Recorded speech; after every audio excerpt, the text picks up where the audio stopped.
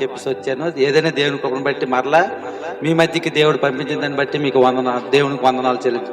ఒకసారి హబక్కు గ్రంథము త్వరగా నేను ముగిస్తాను. 3వ అధ్యాయము పేజీ నెంబర్ 771. బైబిల్ ఉన్న వాళ్ళందరూ తీయండి ప్రియులారా. హబక్కు గ్రంథము 3వ అధ్యాయం 2వ వచనం చదువుతున్నాను. యెహోవా నిన్ను గూర్చిన వార్త విని నేను భయపడుచున్నాను. యెహోవా సంవత్సరములు జరుగుతుండగా నీ కార్యము నూతన పరచుము. సంవత్సరములు జరుగుతుండగా దానిని తెలియజేయము. కోపించుచునే వాత్సల్యమును జ్ఞానమునకు తెచ్చుకొనుము. చిన్న ప్రార్థన చేద్దాం. పరిశుద్ధుడా, ప్రేమల మా ప్రభువా తండ్రి, ఇదిగో ఈ క్రొత్త సంవత్సరంలో 2వ ఆదివారం దినమున అయ్యా నీవు నాతో మా అందరితో మాట్లాడండి ప్రభువా. నాయనా, నేను ఇక్కడ నిలబడుటకైనను బోధించుటకైనను నాకైతే శక్తి లేదు, బలము చాలదు ప్రభువా. నీ యొక్క కృప చొప్పున నన్ను నడిపించమని, వెనగల చెవులు గ్రహించే హృదయాన్ని మాకు దయచేయమని, ఈ వాక్యం అంతట్లో నీవు తోడుగా నడిపించమని యేసుక్రీస్తు పరిశుద్ధ నామమున అడిగి వేడుకుంటున్నాం తండ్రి. ప్రియులారా, ఇక్కడ హబక్కూకు అనే ప్రవక్త రాస్తున్నటువంటి మాట ఇది. సంవత్సరములు గతించిపోతున్నాయి, నూతన కార్యం మాకు దయచేయము అని. అంటే ఈ యొక్క ప్రార్థన ఎందుకు చేస్తా ఉన్నాడు అని మనం చూసుకుంటే ప్రియులారా, ఇశ్రాయేలీలు బబులోనుకు కొనిపోయిన కాలములో ఆ యొక్క భక్తుడు చేసిన ప్రార్థన ఇది. ఇశ్రాయేలు అందరూ బబులోను దేశంలో కొనుకోబడ్డారు. కొనుకోబడి బాధల చేత వ్యాధుల చేత వారు అంచవేయబడుతూ ఉన్నారు. అంచవేయబడుతూ ఉంటే అప్పుడు ఈ హబక్కూకు ప్రవక్త చేసినటువంటి ప్రార్థన ఇది. ఈ హబక్కూకులో ఎన్ని అధ్యాయాలు ఉన్నాయి తెలుసా? 3 అధ్యాయాలు మాత్రమే ఉన్నాయి. ఈ 3 అధ్యాయాలు మొత్తము ప్రార్థనే. మీరు క్లుప్తంగా దేవుని పరిశుద్ధాత్మ కావాలనుకుని మనం వాక్యం చదివితే కనిపిస్తుంది. అయ్యా మేము కష్టకాలంలో ఉన్నాం, వ్యాధన చెందుతూ ఉన్నాం, మనం చదవడానికి టైం లేదు. కానీ ఆది కాండంలోకి వెళ్తే అక్కడ 42 అధ్యాయంలో ఇదే మాట ఉంటుంది. ఒకసారి ఆ ఒక్క మాట చదువుకుందాం. నిర్గమాకాండము 2వ అధ్యాయము 23 నుంచి 24 చదువుకుందాం. నిర్గమాకాండము 2వ అధ్యాయము. అలాగున అనేక దినములు కలిగిన మీదట ఐగుప్తు రాజు చనిపోయెను. ఇశ్రాయేలీలు తాము చేయుచున్న వెట్టి పనులను బట్టి నిట్టూర్పులు విడుచుచు మొరపెట్టుచుండగా, వెట్టి పనులను బట్టి వారి పెట్టిన మొర దేవుని యొద్దకు చేరిన దేవుని స్తోత్రం. ప్రియులారా, అక్కడ హబక్కూకు చేసిన ప్రార్థన ఇక్కడదే. ఇక్కడ ఇశ్రాయేలు ప్రజలందరూ బాధల్లో ఉన్నారు, వ్యాధుల్లో ఉన్నారు, అనేకమైన చింతలతో. సుమారు 430 సంవత్సరములు అయిపోయింది. 30 సంవత్సరాలు మాత్రమే వారు సంతోషాన్ని సమాధానాన్ని అనుభవించారు. మిగతా 400 సంవత్సరాలు ఈ బబులోను సామ్రాజ్యంలో జీవిస్తూ వీరి చేత బాధలు పడుతూ ఉన్నారు. వీళ్ళందరూ బాధలు పడుతూ ఉండేటప్పుడు అప్పుడు దేవుడు ఒక ప్రవక్త నిలబెట్టాడు. అతని పేరే ఈ హబక్కూకు. అతను భక్తిపరుడుగా దేవుని దగ్గరికి వెళ్ళి ప్రార్థన చేస్తూ ఉన్నాడు. అయ్యా, సంవత్సరములు గతించిపోతూ ఉన్నాయి, మా యొక్క నూతన క్రియలు మాకు జరిగించి ప్రభువా, మా యొక్క బంధకాల నుంచి మమ్మల్ని విడిపించి ప్రభువా అని దేవునికి ఆయన ప్రార్థన చేస్తూ ఉంటే దేవుడు నూతన వాత్సల్యం ఆ తర్వాత మనం చూసుకుంటే ఈ గ్రంథాల్లో వారికి దేవుడు కలుగు చేశాడు. అయితే ప్రియులారా, ఈ ఉదయకాల సమయంలో మనం కూడా జ్ఞాపకం చేసుకోవాలి. సుమారు 2025వ సంవత్సరం అయిపోయింది. ఇదిగో ఈ రోజు ఆరాధనకు వచ్చిన నీవు, ఈ రోజు దేవుని మందిరానికి రావాలని ఆశపడుతున్న నీ యొక్క జీవితం ఎలా ఉందో ఒకసారి జ్ఞాపకం చేసుకోవాలి ప్రియులారా. ఎందుకంటే మనం కనీసం రోజుకు 1 అధ్యాయమైనా బైబిల్ చదువుతూ ఉన్నామా? కనీసం రోజుకు 10 నిమిషాలైనా దేవుని సన్నిధిలో మోకరించి ప్రార్థన చేస్తూ ఉన్నామా లేదా? ఒకసారి మనము పరిశీలన చేసుకోవాలి. ఎందుకంటే భక్తి వ్యాసము ధరించిన వారుగా మనం జీవిస్తూ ఉన్నాం, ప్రార్థన పరులుగా. బైబిల్లో ఒక వ్యక్తి అలాగే ఉన్నది, యెరోబోము భార్య. యెరోబోము భార్య గురించి బైబిల్లో ప్రస్తావించలేదు, కానీ ఆ యెరోబోము భార్య ఎవరంటే ఇశ్రాయేలీయులను పరిపాలించే రాజు యొక్క భార్య. ఆమె తన కుమారుడికి బాగులేదంట. తన కుమారుని బ్రతికించాలని అహియాను అనే ప్రవక్త దగ్గరికి భక్తి పరురాలుగా వేషం వేసుకుని వెళ్తా ఉంది. ఆమె దేవుణ్ణి నమ్మలేదు, దేవుడు అంటే ఇష్టం లేదు, కానీ ఇశ్రాయేలు ప్రజలతో కలిసిపోతూ జీవిస్తూ ఉంది. జీవించి ఆ అహియోము అనే అతని దగ్గరికి, అయ్యా నా కుమారుడు చనిపోయే పరిస్థితిలో ఉన్నాడు, ప్రార్థన చేయండి అని ఆయన దగ్గరికి వెళ్ళింది. ఈ రోజు ఈ ఉదయకాల సమయంలో మనం కూడా అదే పరిస్థితిలో ఉన్నామేమో. ఒకవేళ దేవుడు అంటే భక్తి అని నటిస్తూ ఇష్టముగా జీవిస్తూ ఉంటూ ప్రార్థనా పరులుగా జీవిస్తూ మన ఇంటికి వెళ్ళిపోయి మన ఇష్టానుసారంగా మనం బ్రతుకుతూ ఉన్నామేమో. అక్కడ ఆమె చేసిన ఆ యొక్క భక్తి మారు వేషం, వేషధారి వేషం వల్ల తన కుమారుడు చనిపోయాడు అక్కడ, ఆ యొక్క భార్య వల్ల. ప్రియులారా, ఇక్కడ మనము చేసిన ఆ వేషధారి జీవితం వల్ల మన కుటుంబాల్లో కూడా చాలా కష్టాలు వస్తుంటాయి, చాలా వేదనలు వస్తాయి. మనం ఈ ఉదయకాల సమయంలో మనము చాలా బాగా జ్ఞాపకం చేసుకోవాలి. ఎందుకంటే కొంతమంది అనుకుంటారు, నా ప్రక్కన ఉన్న వారు అందరూ బాగుపడిపోతూ ఉన్నారు, అయ్యో అదిగో వారు కుమారుడికి కారు కొనిసి ఇచ్చాడు, ఇదిగో ఈ కుమారుడికి నా ప్రక్కింటి వారికి బంగ్లాలు కొనిసి ఇచ్చారు, కానీ నా కుమారుడికి నేను ఏమీ ఇవ్వలేకపోతున్నాను. నేను భక్తి భక్తి భక్తి అని దేవుల్లో ఉంటున్నా, ఎంత భక్తి పరుడైనా నా జీవితం ఎందుకు ఇలా అయిపోతుందని మనం బాధపడుతూ ఉంటాం. చాలా మంది మనలో బయట పడరు, కానీ లోపల ఉన్నది ఇదే చింత, ఇదే వేదన చాలా మందికి ఉంటుంది.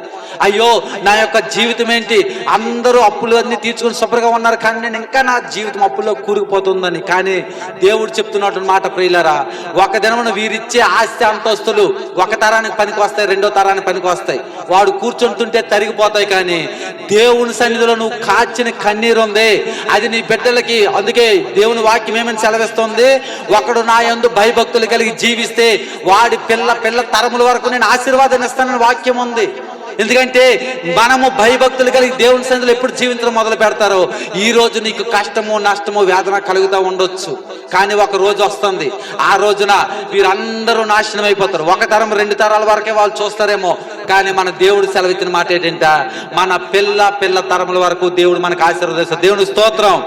ఎందుకంటే చెడు వ్యసనాలు గుండా మనం వెళ్ళిపోతూ ఉన్నామేమో, ఒకవేళ లోక ఆశలు గుండా పరిగెడతా ఉన్నామేమో, లోకంలో ఉన్న వాటి కొరకు ప్రాకులాడుతూ ఉన్నామేమో. ప్రియులారా, ఈ ఉదయకాల సమయంలో మనము జ్ఞాపకం ఉంచుకోవాల్సింది, ఇవన్నీ నాకు అవసరం లేదు, నాకు నా దేవుడు ఉంటే చాలు. ఈ దినమునైతే నేను నెమ్మది లేకపోవచ్చు, ఈ దినము నాకు సంతోషం లేకపోవచ్చు, ఈ దినము నాకు సమాధానం లేకపోవచ్చు, కానీ ఒక దినం వస్తుంది, ఆయనే నన్ను ఓదారుస్తాడు. అందుకే నలిగిన హృదయం గలవారిని ఆయన విడిపించేవాడని బైబిల్ సెలవిస్తూ ఉంది. నలిగిన హృదయం, అందుకే యెషయా భక్తుడు ఏమని చెప్తాడు, నలిగిన వాడిని విడిపించుటకు, బంధింపబడి వాడిని రక్షించుటకు, చెరలో ఉన్న వారిని బయటికి తెప్పించడానికి యేసుక్రీస్తు ప్రభు వారు వచ్చారు. ప్రియులారా, ఈ రోజు ఆ యేసుక్రీస్తు ప్రభు నీ కుటుంబంలో నీ హృదయంలోకి రావాలంటే నీవేం చేయాలో తెలుసా, ఆయన్ని వెదకాలి, ఆయన కొరకు నువ్వు నిలబడాలి. ఎందుకంటే నువ్వు ఎప్పుడైతే దేవునిలో ఎక్కువగా ఎదగటం మొదలు పెడతావో, నువ్వు దేవునిలో ఎక్కువగా ఉండటం మొదలు పెడతావో, అప్పుడే నీ కుటుంబంలో కష్టాలు వస్తాయి. ఇది నేను మామూలుగా చెప్పిన మాట కాదు, నేను అనుభవించాను కాబట్టి చెప్తా ఉన్నాను ప్రియులారా. ఎందుకంటే 2016లో నేను ఏడ్చాను, దేవుని దగ్గర ఏడ్చిన సందర్భాలు చాలా ఉన్నాయి. అందులో 2016లో నేను కూడా దుఃఖముకున్న ఏడ్చాను, రాత్రి 1 గంట వరకు ఏడ్చినప్పుడు దేవుడు నాతో మాట్లాడిన ఫస్ట్ మాట ఏంటో తెలుసా, యెహోషువ గ్రంథం 1:6 ద్వారా నాకు దర్శనం వచ్చింది. ఏమని, నిర్భరం కలిగి ధైర్యంగా ఉండి నేను నీకు తోడై ఉన్నానని. ఆ తర్వాత మళ్ళీ అదే మాట నా మ్యారేజ్కి ముందు 2023లో నేను రాత్రి అంతా ఏడ్చాను, ప్రభా ఏంటి నా పరిస్థితి, నేను సేవలోకి వస్తున్నాను, నా జీవితం ఎలా అయిపోతుంది, నేను సేవలో అడుగు పెడుతుంటే నా బ్రతుకు పాడైపోతుంది. ఎందుకనంటే ఆ రోజు రాత్రి కరెక్ట్గా 1:40 అయ్యింది. అప్పుడు దేవుడు నాకు ఒక దర్శనం ఇచ్చారు. ఆ రోజు ఇచ్చిన దర్శనం ఏంటంటే, ఫిలిప్పీలకు రాసిన పత్రిక 4:19 ద్వారా ఏమని అంటాడంటే, నీకు ఒకసారి ఆ మాట చదువుదాం, నీ అవసరతలన్నీ తీర్చేవాడు నేనే, నువ్వు దేనికి భయపడకని వాగ్దానం ఇచ్చాడు. ప్రియులారా, దేవుల్లో మనం ఎంతగా ఎదగాలనుకుంటామో సాతానుగాడు మనల్ని అంతగా అణగదొక్కాలనుకుంటాడు. ఎందుకంటే ఆ తర్వాత ఈ మధ్య కాలంలోనే జరిగిన సంఘటన, దేవునిలో ఉంటూ దేవునికి ఒకరికొరకు ప్రార్థన చేస్తూ నేనే ఆ యొక్క పాపంలో పడిపోతానేమని భయంకరమైన పరిస్థితుల్లోకి వెళ్ళిపోయిన బాధ ఎవరికి చెప్పుకోలేక, వేదన ఎవరికి అనుభవించలేక, అటువంటి పరిస్థితుల్లో రాత్రి కన్నీరు కార్చాను. మరలా అదే దేవుడు 12 గంటలకు నాకు వాగ్దానం ఇచ్చాడు. ఏమని వాగ్దానం ఇచ్చాడు తెలుసా, ఒకసారి చూద్దాం. యోబు గ్రంథము 5:18. అదే మాట నేను లక్ష్మికి, ఆ వాగ్దానం వచ్చిన మాట నేను లక్ష్మి వాళ్ళ ఇంటికి వెళ్ళి ప్రార్థన చేశాను మొన్న. యోబు గ్రంథం 5:18 చదువుకుందాం. ఆయన గాయపరిచి గాయములను కట్టును, ఆయన గాయము చేయును, ఆయన చేసిన ఆయన చేతులు స్వస్థపరచు. ప్రియారు ఎక్కడ బాగా చెప్తా ఉన్నాడు దేవుడు, ఆయనే గాయపరుస్తాడంట. అంతేకాకుండా ఏమైనా ఉంది, ఆయనే గాయపరిచి గాయం కడతాడు. ఎందుకు ఆయన గాయపరుస్తాడంటే, అయ్యో నా కుమారుడు ఇదిగో నా యందు విశ్వాసంతో బ్రతుకుతా ఉన్నాడు, మరలా పాపం వైపు చూస్తా ఉన్నాడు. అయ్యో నా కుమార్తె నా యందు భయభక్తులు కలిగి జీవించింది, అదిగో మరలా పాపంలో దిగజారిపోతా ఉంది. అటువంటి వ్యక్తిని నేను విడవకూడదు. అటువంటి వ్యక్తి మరలా నా దగ్గరికి రావాలంటే ప్రియులారా, మనుష్యుడు సుఖానికి అలవాటు పడిపోయిన వాడు. వాడికి అవసరతలు లేనప్పుడు, వాడికి సంతోషంగా జీవితం సాగిస్తున్నప్పుడు దేవుడు అవసరం లేదు వాడికి. దేవుడు వద్దని ప్రార్థన విడిచిపెడతాడు. దేవుడు నాకు అవసరం లేదని శత్రు సమూహమైన ఆ యొక్క స్నేహితులతో తిరుగుతాడు. ప్రియులరా, తిరిగి వాడి జీవితాన్ని నాశనం చేసుకుంటాడు. మరలా ఎప్పుడు దేవుడు కావాలో తెలుసా? ఏ వ్యక్తి మనసు అయితే బాధపడతాదో, ఏ వ్యక్తి మనసు అయితే భయంతో ఆరాధన చెందుతాదో, అయ్యో నన్ను ఓదార్చేవారు ఎవరు, అయ్యో నన్ను నడిపించేవారు ఎవరు, అయ్యో నన్ను రక్షించేవారు ఎవరని ఎప్పుడైతే ఒక వ్యక్తి మనసు కొట్టుకుంటుందో ఆ వ్యక్తి మాత్రమే దేవుని దగ్గరికి రాగలడు. ప్రియులరా, ఇక ఎవ్వరు నిన్ను ఎంతగా నువ్వు ఒక భక్తిహీనుడివైనా నిన్ను మార్చలేని ఆశపడుతున్నాను. నేను మార్చలేను, ఈ యొక్క సేవకులు మార్చలేదు, సంఘంలో ఉన్నవారు ఎవరు మార్చలేరు. కానీ దేవుడే మార్చాలనుకునేటప్పుడు నీకేం చేస్తాడో తెలుసా? నీకు దెబ్బ కొడతాడంట. అదే ప్రియులరా, ఆయన గాయపరిచి ఆయన గాయంను కొట్టును, ఆయన గాయము చేయును, ఆయన చేతులే స్వస్థపరచును. ఆ తర్వాత మాట చాలా బాగుంటుంది. ఏమనంటే, 6 బాధల్లో నుండి ఆయన నిన్ను విడిపించును, 7 బాధలు కలిగినను నీకు ఏ కీడు తగలదంట. నోటి మాటల చేత కలుగు నొప్పి కూడా నీకు కలగకుండా దేవుడు చేస్తాడంట. ప్రియులరా, ఆ విధంగా నువ్వు జీవించాలంటే నువ్వేం చేయాలో తెలుసా? సర్వశక్తి కలిగిన దేవుణ్ణి వెతకాలి, కన్నీరు కార్చాలి. కన్నీరుతో ఆయన దగ్గర పాదముల చెంత చేర్చి, అయ్యా నన్ను విడిపించాలంటే నీవు తప్ప నాకెవరు లేరు, నన్ను విడిపించాలంటే నీవు తప్ప నాకెవరూ లేరు. ఈ పండగ సమయం కొత్త సంవత్సరం అయిపోయింది. అందుకే భక్తుడు హబక్కూకు చెప్తా ఉన్నాడు, నూతన సంవత్సరములు జరుగుతూ ఉన్నాయి, నా యొక్క క్రియలు లయపరచని చెప్తా ఉన్నాడు. ప్రియులరా, నీవు కూడా అదే ప్రార్థన చెయ్యాలి. ఎన్నో సంవత్సరాలు నువ్వు ఇచ్చేవి ఆయుష్ వందనం, కానీ నా బ్రతుకు బాగులేదు, అయ్యా బాగు చేస్తావా, అయ్యా ఈ ఉదయకాల సమయంలో నేను మొర పెడతా ఉన్నాను, నన్ను విడిపిస్తావని మనము దేవుని సన్నిధిలో అడగాలి. అడిగితే అప్పుడు ఈ పండగ కూడా మనకు పండగే. ప్రియులరా, మనం అనుకుంటాం ఈ సంక్రాంతి ఏదో అన్యుల పండగ అని, కానీ పండగలు అన్ని పక్కన పెడితే ఈ సంక్రాంతి ఒక్కటే మన భారతదేశంలో ఉన్న ప్రతి ఒక్కరికి పండుగ ఇది. ఎందుకంటే ఏ పండుగ అయినా సరే ఒకరిని చంపితే జరిగినటువంటి పండుగలు, కానీ ఒక్క సంక్రాంతి మాత్రమే దేవునికి ఇష్టడుగా జరిగించినటువంటి పండుగ. క్రిస్మస్ కాదు. ఒకసారి మాట చూద్దాం.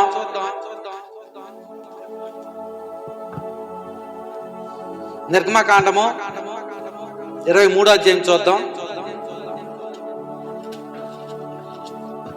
ఈ పండగ గురించి చెప్తాను ప్రియులారా, నేను అది రెఫరెన్స్ రాసుకోలేదు, అందుకని నిర్గమకాండం 23వ అధ్యాయం 16వ వచనం చదువుకుందాం.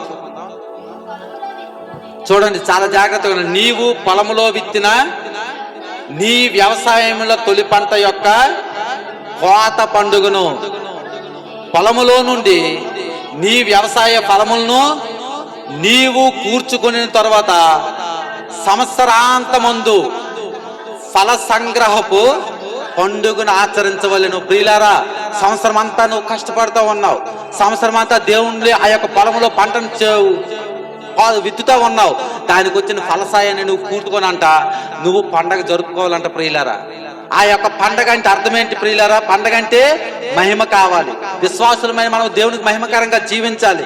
ఇంకోటి పండగ అంటే ప్రేమ చూపించాలి, తోటి బంధువుల్ని స్నేహితులను అందరిని పిలుచుకొని అందరము సంతోషంతో సమాధానంతో మెలగాలి. ఇక పండుగ అంటే ఏంటంటే కృతజ్ఞతతో మనం జీవించాలి. మనకు కలిగింది దేవునికి ఇవ్వటం, మనకు కలిగింది మన పక్కవారికి పేదవారికి మనము ఇవ్వటమే. దేవుడే చెప్పాడు ప్రియులారా, ఈ పండగ ఏదో అన్యుల పండగ నేను చేయకూడదు, ఏదో అన్యుల పండగ నేను ఆచరించకూడదని దేవుడు చెప్పట్లేదు. ఈ యొక్క పండగ గురించి ఏమన్నా ఉంది?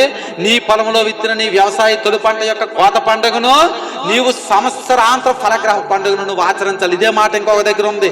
ద్వితీయోపదేశకాండము 16వ అధ్యాయము, ద్వితీయోపదేశకాండం 16 9, 10 వచనాలు చదువుకుందాం. 7 వారములను నీవు లెక్కింపవలను, పంట చేని పైని కొడవలి మొదట వేసినది మొదలుకొని 7 వారములను లెక్కించి నీ దేవుడైన యెహోవాకు వారముల పండుగను ఆచరించుటకై నీ చేతనైనంత స్వేచ్ఛార్పణమును సిద్ధపరచును. అప్పుడు నీ దేవుడైన యెహోవా నిన్ను ఆశీర్వదించిన కొద్ది నువ్వు దేవునికి ఇవ్వాలి ప్రియులారా.